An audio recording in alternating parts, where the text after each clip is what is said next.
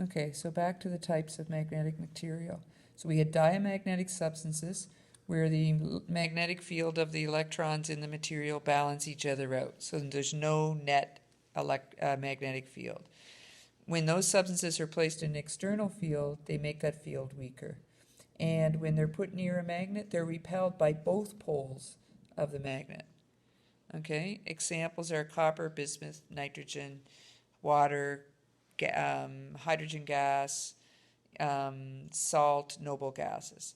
The second type of material are paramagnetic substances. For these guys, the magnetic fields of the electrons temporarily align, meaning they'll line up a bit, but they won't stay that way.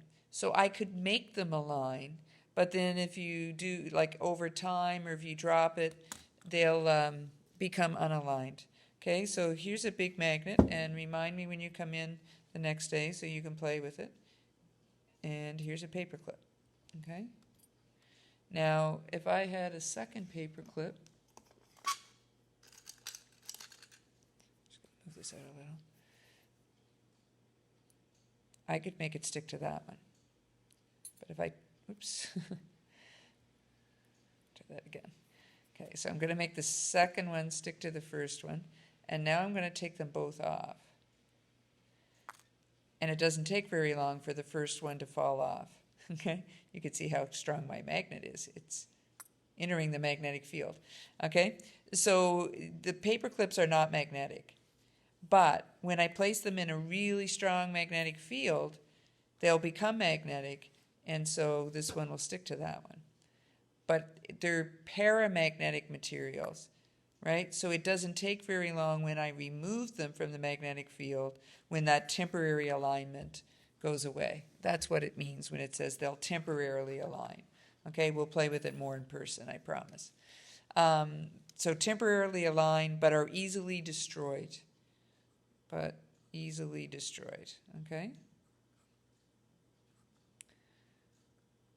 If these, up here, the diamagnetic material, if they were placed in an external field, they made the field weaker. These guys, when placed in an external field, will make the field slightly stronger, but only slightly. Okay, slightly stronger. When put near the poles of a magnet, they will be weakly attracted to both poles. So again, weakly attracted to both poles, so both the north and the south pole. Examples of these guys would be aluminum, platinum, manganese, oxygen. Those are all examples of paramagnetic material. The next type, the final category, are called ferromagnetic material. And I suspect some of you know what ferro stands for. Ferro is Latin, probably other languages too, for iron. So if you're on an iron supplement, it's probably ferrous something or ferric something. Okay? So these substances, in these substances, not only do the little electrons align, but they align and they form cluster. The atoms with the electrons also align, so they form clusters. And these clusters are called domains. Okay? So you have something known as domains in the ferromagnetic substances, and these domains can be like as big as a millimeter and can have relatively strong fields. Okay? And each domain inside the ferromagnetic substance is acting like a little bar magnet. Now, there are two categories of ferromagnetic substances. There are ones that are non-magnetic. And in the non-magnetic ones, so here's my substance, inside here, these little domains that are acting like bar magnets, in the non-magnetic substances, they are not aligned, these domains.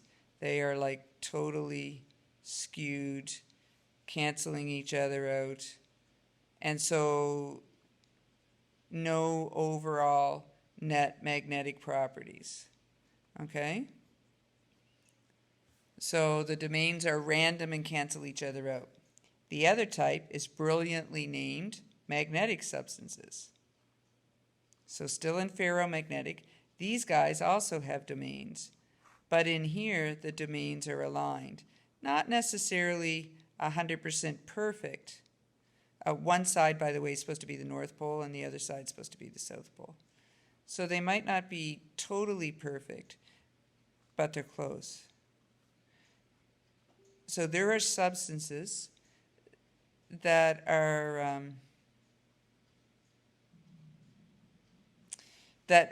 occur naturally in our world that have magnetic properties, okay? And they would be these ferromagnetic substances whose domains are aligned. What we often will do is we'll use these substances to make our permanent magnets, both the non-magnetic and the magnetic. Because if we put these two substances in a strong field, okay, so we put them inside a magnet that has a really strong field, we can cause the domains to align. So we can make a permanent magnet with either of these. These ones are obviously easier. They're actually naturally occurring. There's an ore called magnetite that actually has magnetic properties. Okay, but you can take your non-magnetic substances, put them in a strong field, and make them magnetic. So this is the one, and then they would stay, unlike the temporary ones. Okay, so this is the one that we make our permanent magnets out of.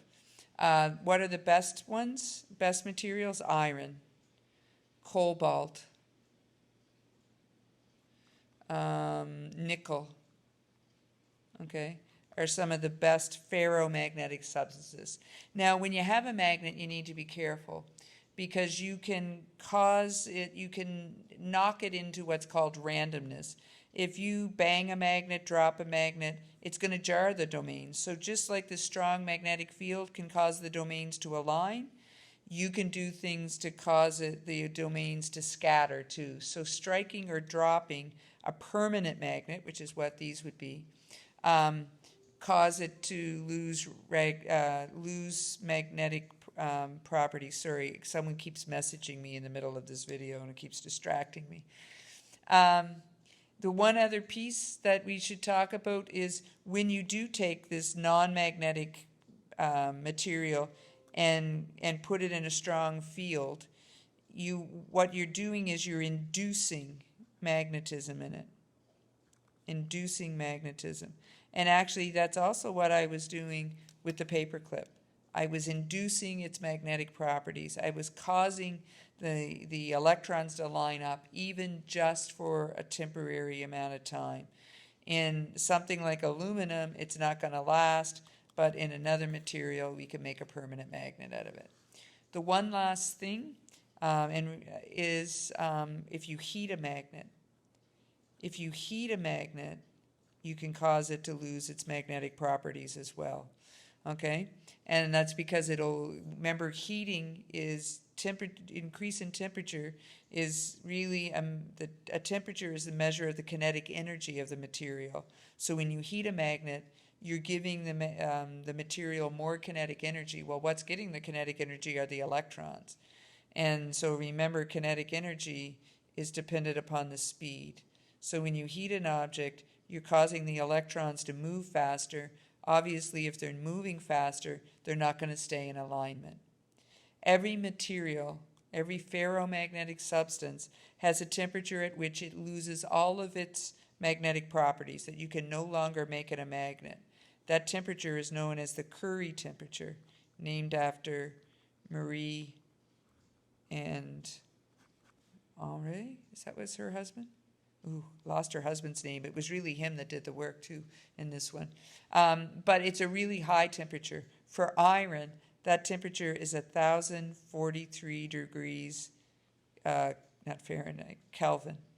So we're talking over 1,300 degrees Celsius. So obviously we don't have to worry about, leaving a magnet near a radiator and it hitting the Curie temperature. All right, when you come back, we'll play a little bit with magnets. We'll talk about the field lines. We'll talk about the lab. And then we'll move on and actually get to an equation, I hope. All right?